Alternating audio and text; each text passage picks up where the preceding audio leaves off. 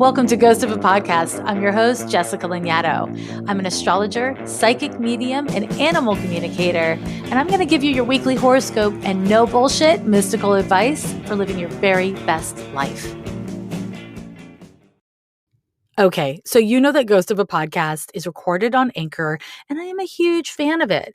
Anchor is so easy to use, and it distributes your podcast for you so that it can be heard on Apple Podcasts, Spotify, and basically everywhere else that podcasts are heard. Plus, you can make money from your podcast with no minimum listenership. Seriously. Download the free Anchor app or go to anchor.fm to get started making your own podcast today. Welcome back to Ghost. This week's question comes from Courageously Fearful. Hi, Jessica. Love you and your show. My question is about how I might be able to transmute the intense fear I live with on a daily basis.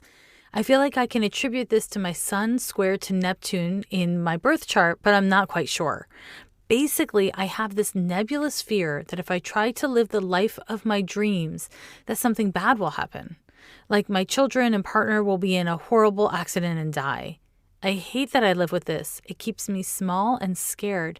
And even though I consider myself to be someone with considerable courage, this aspect of my life that I can't quite even identify seems to be taking hold, especially as I age and see how far I am from the life I want to lead professionally. I love my home and family life, though my fear absolutely bleeds into this realm in unpleasant ways as well. What tools are in my birth chart to help me name and transmute this fear so that I can live a joyful life? Not so much to rid myself of fear, but to be able to face it with clarity and courage. Thank you so much for all that you do. Your words and general approach to life resonate deeply with me, and I am thankful that you are part of our consciousness. That's sweet. Thank you. Please keep my birth info private. Okay, so birth info private, check. Let's get into this question because it's really important. We all go through fear, and we all go through fear at least at some point in life that is just like fear for fear's sake. So in other words, it's fear that the worst will come, whether it's something specific or not. You know, I will unpack in this birth chart how that functions. Before I do, I just want to acknowledge that there are a lot of ways to be a person. There are a lot of ways to experience anxiety and fearfulness and hope and all that kind of good stuff. And so there are general truths that can resonate for large amounts of people. And then there's also our specific and unique experience. That's the case with all the questions I answer and all the topics of the world. But it is worth naming because at this time, there's a lot to be fearful of in the world. There's, masses and masses of people, millions and millions of people who are scared of COVID or who are scared because of how the world is changing with climate change. There's so many things that are universal that impact all of us across demographic lines. And when we have masses of people feeling fearful or hopeful about the same thing, it creates this morphic field. And this morphic field has its own energy and its own velocity. And so from my perspective, a lot of people who have predispositions towards fearfulness or hypervigilance or any other internal struggle like that, we are all feeling pretty activated at this time because it's a long period of time where we're all kind of looking at a similar threat.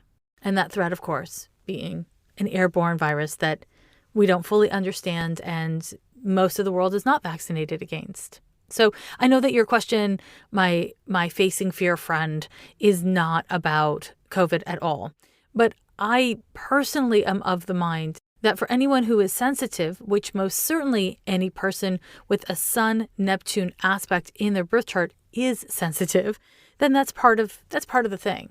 And so when we as empathetic or energetically sensitive people, when we feel anxiety or any other kind of like stressed out feeling, I think it's always wise to check in with whether or not we have healthy boundaries around the world, around how we are holding the world, how we are considering whatever's happening in the world, because we tend to be quite sensitive to the world. So that's anyone with a Sun-Neptune natal aspect, honestly, a Moon-Neptune natal aspect, or planets in the 12th house.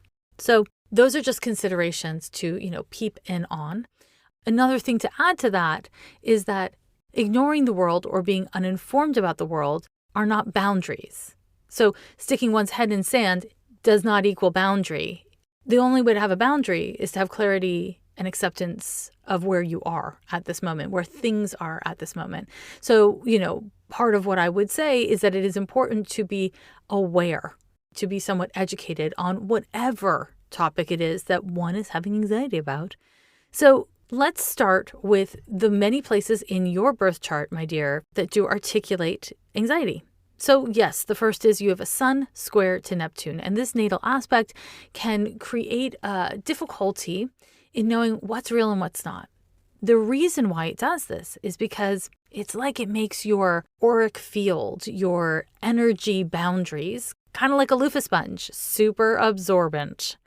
The downside of this, and there's a lot of upsides, upsides around empathy and spiritual and creative capacity are huge. The downside is when you're pulling in tons of data and you're pulling in data not in a linear way and not in an analytic way, it can be really hard to make sense of what you're perceiving. And so you can walk into a room and everybody's really stressed out. And they're stressed out about things that have literally nothing to do with you. But if you experience the feeling of intense stress, then you will personalize it. And most people's brains will say, well, I feel stressed. Why do I feel stressed? And you start searching for kind of supporting ideas. So then you might not have been thinking about, let's say, your career, but your brain will be like, well, I know I'm stressed about my career, so let's attribute it to that. But it's not always that, especially when you have a Neptune-Sun square. So what is the remedy? The remedy is to think about boundaries, to do research into boundaries. What are spiritual boundaries? What are emotional boundaries? What are psychological boundaries? Do some investigation into this and cultivate boundaries. I know it sounds like it's not related to this thing you're naming in your question about your career, and it's not specifically and directly responding to the concern that you have that if you try to make something wonderful happen for yourself, the very worst will happen and the people you love will be hurt. But what it does is it empowers you to cultivate skills for understanding what's your energy and what's not your energy. What you're holding on to that may be collective fear or environmental fear, and what is actually just you being freaked out and fearful, right? And no value judgment on any of this. It's just about really seeking as many truths as you can. And having boundaries empowers you to be intentional about what you let in and what you keep out. So make that a practice. And there are a lot of resources out there for you to pursue. I'm running a bunch of content about boundaries over on my Patreon, but whatever. Whether you go to my Patreon, you go to YouTube, you buy a book, you take a class, it's just about investing in educating yourself about a lot of different ways of approaching the issue of boundaries. And the next thing I look to in your birth chart is you have a Uranus-Mars conjunction. Now, this natal aspect is actually not per se a fear-producing aspect. In fact, this natal aspect can produce a great amount of courage and spontaneity and vibrancy. But what it also creates is electricity that runs through your body. So while this natal aspect is a source of great strength and inspiration and bravery for you, because it has a really fast tempo, and it's for sure the fastest tempo item of your birth chart, because it has a really fast tempo, what you may experience is when you start to drop into your body as a way to get grounded or resource yourself, you find that there's a lot of busyness in there, a lot of activation in there. And what happens when you feel really activated is it can be hard for you to stay present, right? You might assume that the excitement that is actually your natural state, physically speaking, like how you embody things, you can confuse it for anxiety. There's an expression, and I'm so sorry I did not Google it. I don't remember who said it, but somebody said that anxiety is just excitement without the breath. So because of this, and we want to add the data of your Sun-Neptune square, doing some form of breath work when you get activated around your anxieties or fears is going to be really impactful for you. And so again, that is something for you to do some research. And if you have a therapist or some other kind of healer type that you work with, I would definitely encourage you to do some breath work in conjunction with, alongside boundary work. And that brings us to the next natal aspect.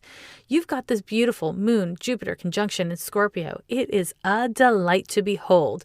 If you read most astrology books, they will describe this natal aspect as being happy and lucky and optimistic. And it certainly can mean that. But this is where I think a lot of times astrologers with good intentions mislead people around Jupiter. Jupiter is a planet that creates expansion. It makes things bigger, right?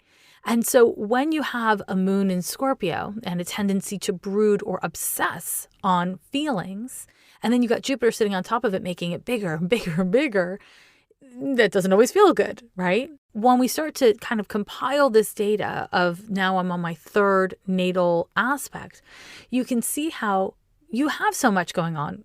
You have so much going for you. I'm not surprised looking at your birth chart that you have kids and a partner that you feel happy about, and that you have things in your life that you feel joyful about and that you want to feel more joy. Your capacity for joy is great. However, your capacity to brood, your capacity to chase your anxieties breathlessly in such a way that it produces more anxiety is also great. And so I would encourage you to just add that little bit of data. You have the capacity to be joyful. You have the capacity to have great happiness and a lovely life.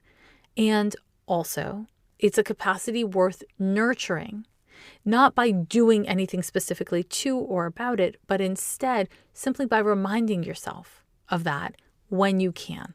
Because really, when the negative part of this aspect gets activated, you may find yourself just in an obsessive frame of mind. And that obsessive frame of mind has you chasing your strongest emotions, not your wisest emotions. Classic Scorpio, Pluto shit. And don't worry, I'm going to get to Pluto in just 1 second. And so the work is simply to, when you catch yourself chasing negative emotions, chasing negative thoughts, being obsessive and compulsive in your negative stories, breathe, find your body, breathe, find your body. Oh yeah, I said it twice because it was doubly important. And then find a word or a sentence, some sort of mantra, some sort of like word you can say on repeat that is neutral to distract your compulsive attachment to a negative thought and to distract it to a neutral thought. From that place, you might just quit there, or you might then do something similar with a positive thought. But you want to go from negative obsessions to neutral obsessions. Okay, that's a really achievable goal for you. And that brings us to the final thing I will name. You, my dear, have Mercury conjunct Saturn and Saturn conjunct Pluto. It is a sandy between Pluto and Mercury as the bread to Saturn. Nobody wants to eat a sandwich filled with Saturn, I'm afraid. So this natal configuration articulates the real crux of your question. The part of you that believes that staying small is staying safe. The part of you that has kind of like a violent terror obsession about people that you love dying if you are thriving. And this configuration can often be found as related to inherited conditions. And this is reiterated by the fact that these planets all fall in the sign of Libra, but in the 8th house. So it is likely that either your parents or grandparents experienced some sort of trauma that they survived, and that their survival came at great sacrifice, or they survived and saw other people did not have as good luck or fortune as them, and they have guilt about it. And these kinds of inherited conditions are very difficult because, first of all, it is very hard to untangle inherited conditions because they're really woven into your foundations. And also because they kept a generation safe.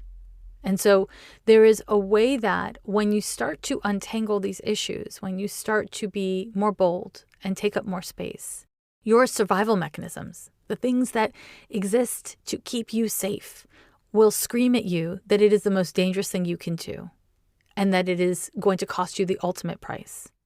And then because Mercury is involved in this Pluto-Saturn conjunction, your mind is all too happy to oblige with terrible stories, maybe even with evidence of other people's bad luck or bad fortune. And so what's a Virgo to do? I will tell you. This natal aspect wants hard work from you.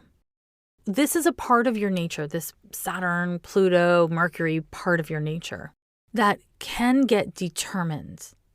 And not out of a sense of optimism. Your Moon-Jupiter conjunction can do that. Actually, the Mars-Uranus conjunction and the Sun-Neptune conjunction can all be motivated through optimism, whether it's founded in reality or not.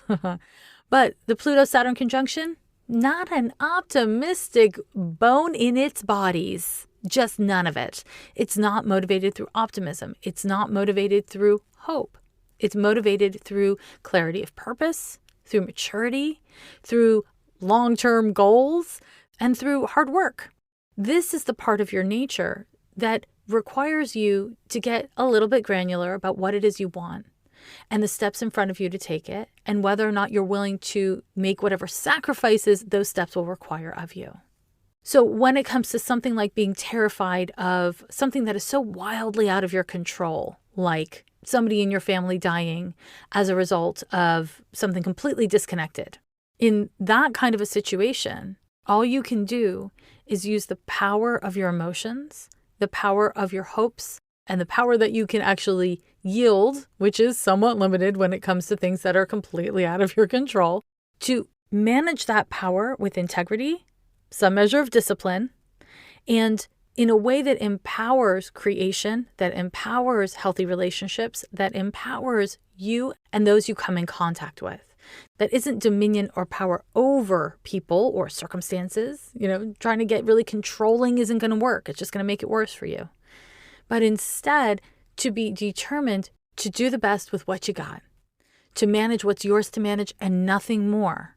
This would be a difficult thing for anyone with this aspect in the birth chart because a Saturn-Pluto conjunction tends to want to control the environment as a way to maintain self-regulation. But that doesn't work. Self-regulation occurs from self-regulation. Of course, there are certain things in our environments that we like to control that are healthy for us to control, but the things you've named in your question are not so much it. So I hope this is a good jumpstart for you to manage this stuff. I want to just share that you are currently going through your Neptune square to Neptune, which is one of the transits associated with midlife crisis. And you've got Pluto forming a square to Pluto, another one of the transits associated with midlife. Both of these transits are very different. However, let me tell you what they have in common. They are kicking up childhood issues, and they're kicking them up while you're still very much young enough to be dealing with them. You're very much young enough to have a lot of life in front of you to live differently if that's how you determine you need to live. This is a time where your control issues and your anxiety are likely to be deeply activated, right? The Pluto-Saturn-Mercury conjunction and the Neptune-Sun square in your birth chart are both probably the most anxiety-producing aspects in your chart, and they're both getting slammed right now. So I want to just validate this is coming up because it's meant to come up. And when we go through things, when things come up, when they get activated, it's easy to feel like you're being tortured by life or your own psychology. But the reality is it's always an opportunity to heal. Maybe a shitty opportunity. It may feel bad, but it's an opportunity to heal. And that brings us to the final thing I want to say about your birth chart. In your birth chart, you have an interception. You've got the sign of Cancer intercept your 6th house and Capricorn intercept your 12th. You also have the North Node in Cancer in this sweet little interception. The indication here, and you're in an age where you're at the perfect time to be mobilizing and embodying this work. That North Node wants you to pursue actions and habits, so ritualistic behaviors, aka the 6th house, that are nurturing and caring to you, aka Cancer. And because it is an intercepted nodal placement, what we know is that what this looks like is going to be very different for you than it was from your family of origin. And this might be really hard for you to give yourself permission to be truly nurturing to yourself in your behavior. but that's the call. And the call's coming from inside the house if you and your body were the house. You're not supposed to start off perfect. You don't need to get it right. You are not too old to continue to live and thrive and change courses multiple times. Embrace yourself, and part of that is about embracing the work. Thrive Cosmetics is a beauty brand that goes beyond skin deep. For every product purchase, Thrive is committed to donating funds or products to help women thrive. In 2020, they pledged $5 million to giving partners combating root causes and symptoms of systemic racism. Thrive Cosmetics never tests on animals. They're Leaping Bunny and PETA certified as 100% vegan and cruelty-free. And their clinically proven formulas not only highlight your best features, they actually improve your skin over time. I'm personally pretty hard to please when it comes to mascara, but I absolutely love the Thrive Liquid Lash Extensions Mascara. I don't mean to brag, but my eyelashes are looking amazing. I love everything about Thrive Cosmetics. From the quality of their products to their bigger than beauty mission, you're going to love them as much as I do. Visit thrivecosmetics.com/Lanyadoo for 15% off of your first order. This is an exclusive offer you can only get here. That's Thrive, CAUSEMETICS.com/Lanyadoo for 15% off of your first order. We are going through transformational times, and whenever you are engaged in your own evolution, inevitably, you need a little help. And that is why I'm really happy to share with you BetterHelp. They're committed to facilitating great therapeutic matches, and it's easy and free to change counselors if you don't like the person you're matched with. This service is available for people worldwide. It's just really valuable to be able to talk to someone about whatever it is you're going through, whether it's queer issues or depression or just anxiety from all the shit going on in the world. BetterHelp is there for you. In fact, so many people have been using BetterHelp that they are recruiting additional counselors in all 50 states of the US. I want you to start living a happier life today. As a listener of Ghost of a Podcast, you will get 10% off of your first month by visiting betterhelp.com/ghost. Join over 1 million people taking charge of their mental health. Again, that's betterhelp,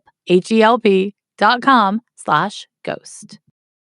Do you like Ghost of a Podcast and want to make your own podcast? Let me tell you about Anchor. It's free, and there are creation tools that allow you to record and edit right from your phone or computer.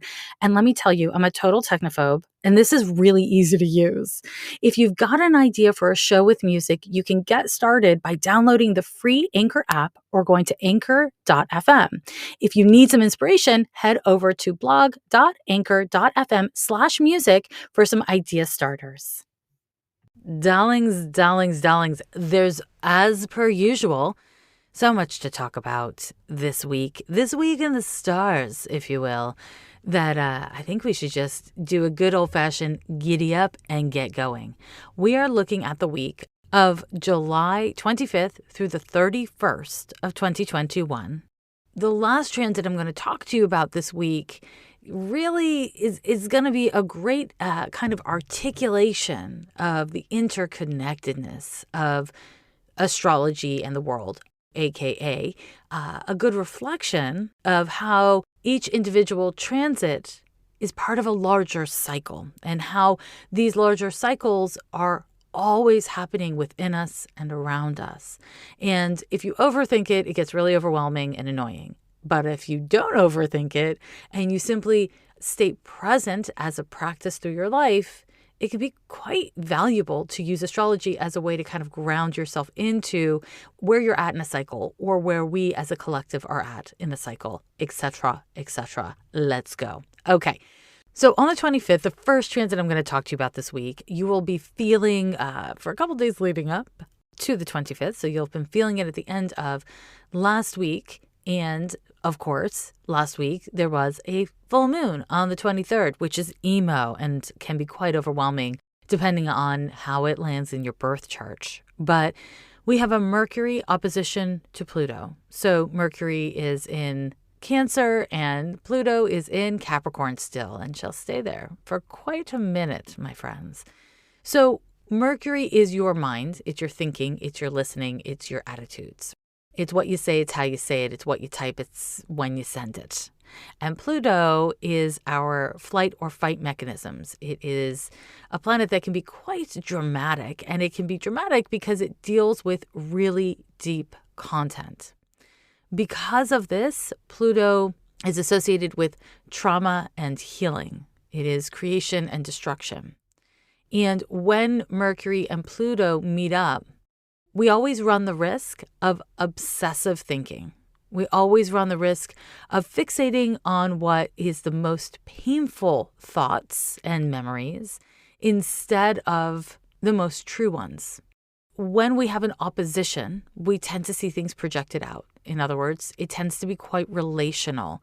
Mercury doesn't only govern our thinking and our listening and our communication, it also governs our friendships. That can include, your neighbors, your coworkers, your friends, your, cousins and siblings, but also essentially the platonic part of any relationship that requires communication and connection.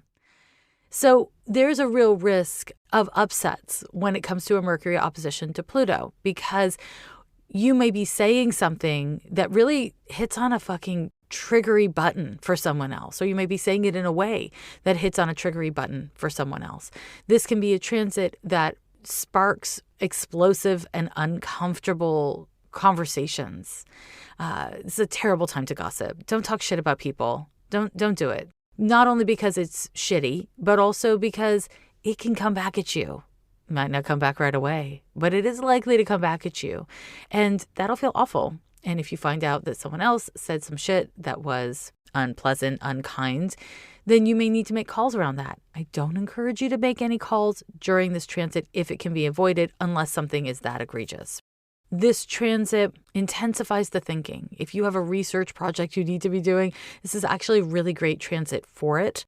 Doing research, getting to the bottom of things is one of the good things about Mercury and Pluto opposing each other. Unfortunately, we have the tendency to try to get to the bottom of things that are actually not our business or are not healthy and helpful for us to investigate. So before you become a modern Sherlock Holmes, make sure that it's your fucking place and that it's a good use of your precious, precious energy, right? Because you're actually not harming anyone but yourself when you obsess on people, situation, or things that hurt you. So don't do the jerk's work for them by torturing yourself. Remember that having healthy boundaries with your thinking requires you to manage where you allow your energy and thoughts to go. And so this is a great time to practice all of your self-care around negative obsessions or fixations, and certainly negative habits. If you don't know what to say, it's okay to say, I don't know what to say. It's far better to say, I don't know what to say, than to say nothing and abandon yourself or abandon someone you care about. And it's far better to say, I don't know what to say, than to say something shitty that you can't take back, right? So these are just some hot tips for this Mercury opposition to Pluto. We may see some major drama within the news, aka in society. And it's important to remember that Mercury opposition to Pluto either triggers people to act in ways that are reflective of their trauma and pain and fear, or reflect ways that people are trying to manipulate and dominate, which I would actually say, on a very deep and true spiritual level is about their trauma and fear. But that's not always necessarily our individual business. Somebody else's pain motivating their bullshit, right? So this is where it's important, to the best of our ability, to manage our shit, so that when we step into the world, whether it's in our personal lives or your greater community or communities, it is important that we act in ways that actually reflect what we believe and act in ways that actually reflect who we want to be instead of our strongest emotions. And I can't emphasize this enough, because Mercury opposition to Pluto intensifies your emotions, it intensifies your thinking, and it creates a lot of defensiveness. So here's a saying that is old and I didn't make up, but I think is very true. You can catch more flies with honey than vinegar. You may be mad at somebody, you may be hurt by somebody, and you can come at them and you can tell them, you can really let them know. That can be a very healthy and important thing to do. However, when we shit on people, when we attack people, when we aggress at people, they don't listen. That is just like a thing. It's a thing. So saying to somebody, you're doing this wrong. You're ruining my life. Fuck you. Or whatever version of it, whether it's, in public or on social or whatever. You are saying that because you want to say it, because you feel that it needs to be said. But you might want to ask yourself, if I want them to hear me and I want them to listen to me, am I saying it in a way that is hearable, that is digestible? Because it is not enough to speak our truth. We must speak our truth in a way that others can hear it. And that doesn't mean to manipulate others, and it doesn't mean to tamper with the truthfulness of our statements. There's a lot of ways of saying, you spilled a glass of milk, and that was my last glass of milk, and now I'm super bummed, and also I have to clean up your damn mess. You can say, what the fuck is wrong with you? You spilled a glass of milk, you dumbass. You can say that. It would be true. You could also say, I'm super disappointed and frustrated that you did this and what it's going to cost me now, because now I can't drink milk and also I have to clean up after you. But, I get it. It wasn't on purpose, but can you at least acknowledge that you did this thing and the impact it's having on me? Both are hard conversations, but one, somebody's going to actually be able to listen, maybe. The point is, shame and blame don't bring about healing and transformation, and they don't encourage others to listen. And if you're on the receiving end of that, and you feel that it's important to actually listen to what someone else is saying, but they're saying it in such a shitty way, it may be valuable for you to take the time to ask questions and to say, okay, you're mad, but can you explain to me what is actually happening for you? Because the way you said it, I don't understand. Like, it feels too overwhelming. All I can hear is you're mad. It's hard to be a person. It's hard to be a friend and a community member and a colleague and a neighbor and all the things. And transits like this between Mercury and Pluto are a time where we get confronted by some of the difficulties with how we're different and how we approach things differently. That's complicated and it's messy, and it can be a great gateway for healing. Even if this, quote, gateway to healing is a shit show, that doesn't mean you can't derive value and it can't be a part of your evolution. So do with this what you will, my loves. On the 28th, we have Jupiter retrograding back into Aquarius. Now, this is really important astrological news. You may remember that when Jupiter first entered into Aquarius was when we had the Great Conjunction. When Jupiter, Saturn, and Pluto all entered into Aquarius together, it was in December of 2020. And Jupiter remained in the sign of Aquarius from December 19th through May 13th. And then it was in Pisces, and now it comes back into Aquarius. It will stay here until December 28th of 2021, so for the better part of 2021. So there's a lot to say about Jupiter's move into Aquarius. One thing is to remember that Aquarius is an air sign, and Jupiter is expansive. So in the context of, the internet, which is very much Aquarian. It's about electricity and very much related to net neutrality and our rights and protections online. And so we can expect to see big tech either doing things that really mess with our rights or promote our rights. It depends on their values and their ethics. We got an airborne virus, and Jupiter's moving back into an air sign. So we have the risk of seeing some sort of new variants or, some sort of change to the communicability of the disease. TBD, we shall see. When Jupiter is in Aquarius, there's so many wonderful things that can happen, like breakthroughs or major advances in, again, technology, humanitarian efforts and issues, environmental innovations. There's so much positive potential in Jupiter in Aquarius, but it does require that we don't just see the potential, that we don't just vision what can be, but we activate and actualize based on our perception of what is possible. We've kind of got to do the thing. We've got to do the damn thing.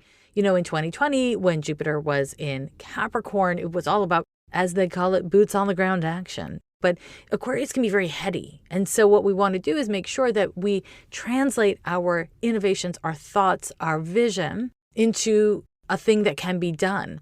Now, the downside of the Jupiter transit through Aquarius, it can increase the tempo of our energy. So it's kind of got a manic feel to it.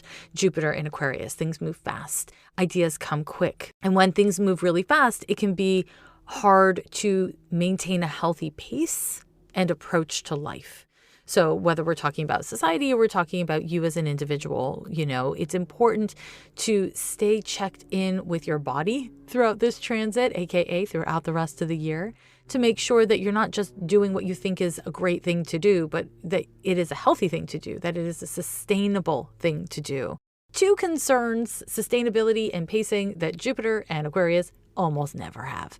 The other risk I'll just name with Jupiter and Aquarius is that we seek solutions to kind of like come out of thin air.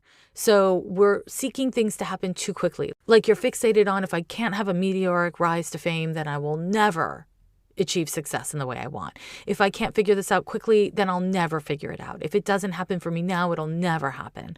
So this impatience that Jupiter and Aquarius can inspire can really get in the way of progress. Unfortunately, even the most exciting and innovative ideas require a lot of mundane attention, a lot of repetitive, ritualistic attention. And so we want to keep that in mind during this transit, because we've got Saturn in Aquarius, we've got now Jupiter in Aquarius, we have Neptune in Pisces, and we have Pluto still in Capricorn. All this air, and then Neptune in its water sign, and then Pluto still, really just demanding that we deal with infrastructure. It's a big deal.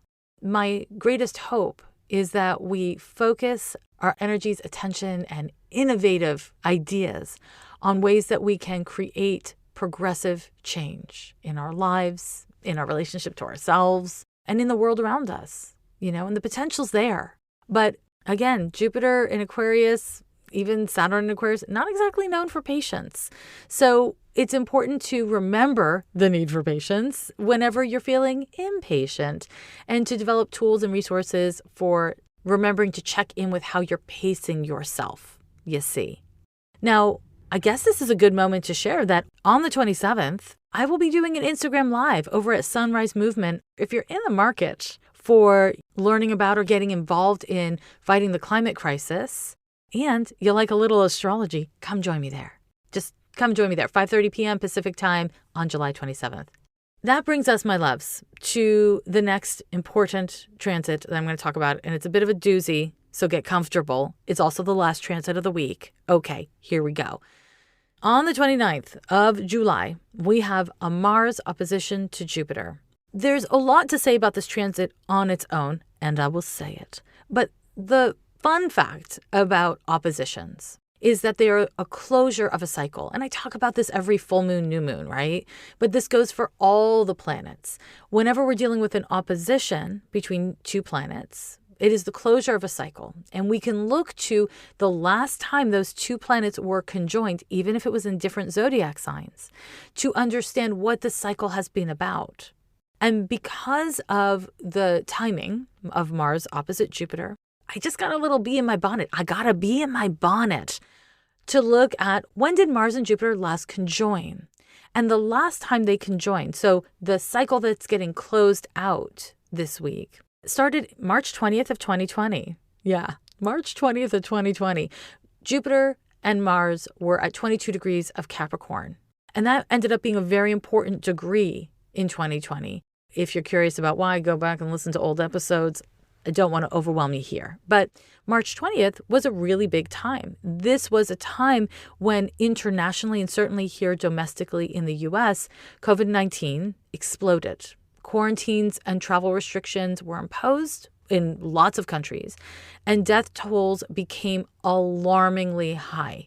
We were experiencing at that time a sense of global unity, and global may be a little bit strong of a word, but okay. Some measure of global unity as we were all in this really terrifying situation together. It was just catching like wildfire, and it was still very new. A lot of things happened in the week of March 20th when these two planets met. And that was the start of a cycle that is closing this week. And there were also many things happening in the US, specifically around social unrest, and a large part of the population rejecting the white supremacist foundations that this country has been built upon. And that also continued throughout 2020 and is a meaningful part of what was happening throughout this cycle. But it's not just the conjunction and the opposition. We also want to look to the squares, right, between these two planets. So in this cycle, on August 4th of 2020 and October 18th of 2020, Mars was square to Jupiter in Capricorn. And in this time, infrastructure in cities, countries, and societies were majorly taxed. And a huge part of that was COVID. One of the not so surprising consequences of a global pandemic is it exacerbated and revealed whether or not governments were set up to take care of their people and whether or not individuals were set up to have resources where we could fall back on in case of emergency. So both personally and politically. So divisions based on inequity and the frustrations that come from that and the pain that comes from that really came to a boiling point at these two times, right? In both of these periods, we see this really intense increase of propaganda and problems with the news and at the news. And then because Mars was retrograding in 2020, so there was a 6-month retrograde period where Mars was in Aries and retrograding, we had a third square, but this one was not in Capricorn. This one was in Aquarius. So on January 23rd, Mars formed a square to Jupiter in Aquarius. And this is when a new deadlier strain of COVID came out of the UK. And Biden took office in the US. So there was a major changing of, a global superpower. Whatever you think of that change, it happened. And, I'm not trying to get into too many details about any of this stuff. These dates exist. If you want to do your own research, giddy up and go, have fun with it. But when we consider all that we've been going through from March 20th of 2020 onwards, you want to keep in mind that the specific transits that have occurred between these two planets, Mars, the planet that governs the body, the planet that governs urgency and anger and ambition and a sense of passion and purpose. Mars is the aggressor of the zodiac, and Jupiter, which is the spreader of the zodiac. Jupiter governs news and propaganda, right? It's journalism and also fake news. Jupiter is education. It's also spread. It is about expansion. When we see these two planets having met in March of 2020, it is hard to separate that from COVID. And it's hard to separate that from this journey we've been on globally, domestically, personally, very personally. These two planets, when they meet, whether through the conjunction, the square, or the opposition, can be explosive. Because my ego, my feelings, my needs, when it runs into Jupiter, it tends to encounter a great deal of entitlement. And so on the 29th, we are coming to the closure of a cycle, which has not been a fantastic cycle. On the one hand, great closure of a cycle, but we're not out of the woods yet because we're in the cycle. The opposition is a meaningful part of the cycle. We are likely to see and feel all manner of entitlement. You may be feeling mad at people who you feel are curtailing your freedoms, right? People who are stopping you from living the life you want to live or being able to do what you want to do. And this is where I want to remind you that nothing exists in a vacuum. You do not exist in a vacuum. The people you disagree with do not exist in a vacuum. There's so much interconnected that brought us to this moment. So whether we're looking at systems and societies, we're looking at groups of people, or we're looking at you and your bestie or your dad or whatever, right? Like whether we're looking at your personal life or the world at large, we want to remember that a lot of things brought us here. It may be tempting to fall into blame and to attack other people. Other people may feel tempted to do that with you. And it's not very valuable because the positive potential of a Mars opposition to Jupiter is to bring about healing to the ego or to the body or to your passions or to your sexuality. It's all Mars themes, right? It can bring about healing to these things by being able to see the bigger picture. The thing about Jupiter that's really beautiful is that it is related to our capacity for empathy. And when it comes to Jupiter, differently than Neptune, Jupiter generally needs to understand why I should have empathy, right? And so this is a great time to educate yourself between the Mercury opposition to Pluto, which is very good for researching, and the Mars opposition to Jupiter this week. I really want to encourage you to, if there's something that is really upsetting you, if there's a way that you feel stuck or limited and you feel defensive and angry about it, pursue a little bit of education. Learn about someone else's perspective and how they got there. Learn about the situation you're in and how it came to be as it is. This isn't going to magically fix anything, just to be clear, but it is going to be a good use of this energy because of the cycle that it's associated with. One other thing I can say about the Mars opposition to Jupiter is that it can be really good for sex. Just delightful sex, fun and athletic sex. So if you can get some, get in there, get it, Always be safe and always seek consent, but do your worst, my loves. Do your fucking worst. Okay. This brings me, your loving astrologer, to a very awkward moment. Okay. So join me, peek beneath the curtain with me for just a moment, if you don't mind. So as an astrologer who sees the astrology and who lives in the world and sees the world with all of its mishigas, it is really important that I say that I think getting medical advice, getting advice about the pandemic, getting advice about your health in general from an astrologer or a psychic is very fucking problematic. And it's slightly pandemic right now. I've talked about conspirituality and QAnon on the podcast before. If you haven't heard those episodes, go back to earlier this year and you'll find them. There is a lot of misinformation out there. And it's very important that I, as an astrologer with a podcast and a following, acknowledge that. It is very problematic for astrologers and people in the woo to be telling people what to do around medical issues in a global pandemic. I think it's very problematic.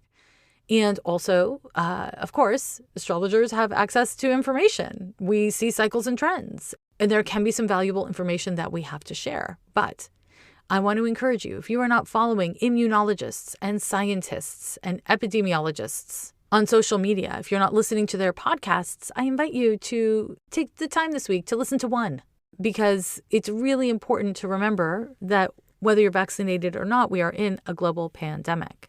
And the news that's come out in this past week is cause for concern. And the news I'm referring to is around increased cases of COVID-19 and increased deaths from COVID-19 and the impact, which is still being determined, about the Delta variant.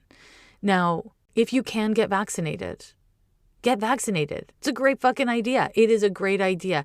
No vaccine is perfect. No medication is perfect. There are side effects to all vaccines, and vaccines are not 100%. Nobody ever said they were.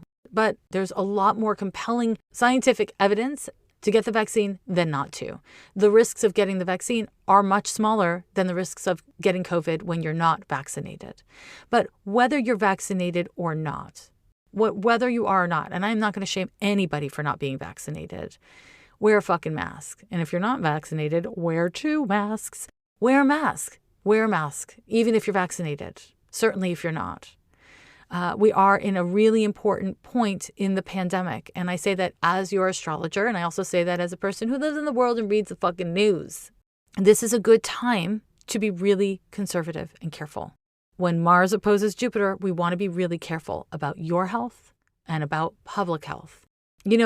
In one of the Jupiter-Mars squares, the one that happened in October, the mental health implications and pandemic fatigue were headlines all over the news.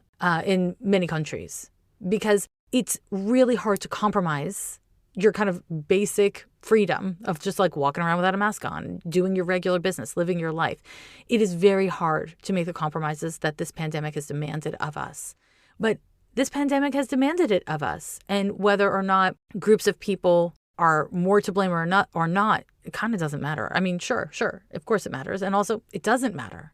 What matters is that you take care of your own body and that you take care of your community, whether that means your immune-compromised friend, whether that means somebody who can't or won't get vaccinated, whatever that means. This is a time to think like a community member. It's Aquarius energy, guys. It's Aquarius energy. To be willing to take one for the team is a really important theme of this Mars-Jupiter cycle. And to understand that, yeah, you're on a fucking team. It's a team of humans. You might not like humans. I might not like humans. I actually do. But you might not like humans. And that's fine. That's cool. You're still on a fucking team with them. So, be a good teammate. And the person standing next to you might be an asshole. That's not green light for you to be an asshole just because some asshole next to you is being an asshole. Mask up. Mask up. Mask up. Okay. Now, on a more personal level, if we move away from the whole cycles component to this transit, Mars opposition to Jupiter is a time where you're more likely to want to take risks. You're more likely to want to jump into the pool before you check to see if there's water, that kind of thing. This is a transit that increases impatience intensely. That's further communicated by the fact that these two planets are now in fixed signs, right? Leo and Aquarius. So one of the things that's likely to happen on and around this date is that you will feel a sense of somebody trying to make you or something trying to make you do something differently than you think it should be done or than you want to do it. And I can't tell you what the right answer is. It all depends on your situation, depends on your values. But if you're not listening, if you don't take the time to sift through your reactions to determine the healthiest and most appropriate response, you're more likely to act out of turn. And the Mars opposition to Jupiter can really find people acting out in pretty dramatic ways. Jupiter does not per se govern drama, but Mars is so aggressive and egotistical and me oriented that when these two planets collide as they are now, it can really end up being quite dramatic. So don't start shit if you don't want shit. If you don't like the game, don't play. Yeah, I'm throwing a lot of platitudes at you, but they're good ones, and I think they fit. So suck on that, platitude haters. Yeah, Mars opposition to Pluto. It's a whole damn thing.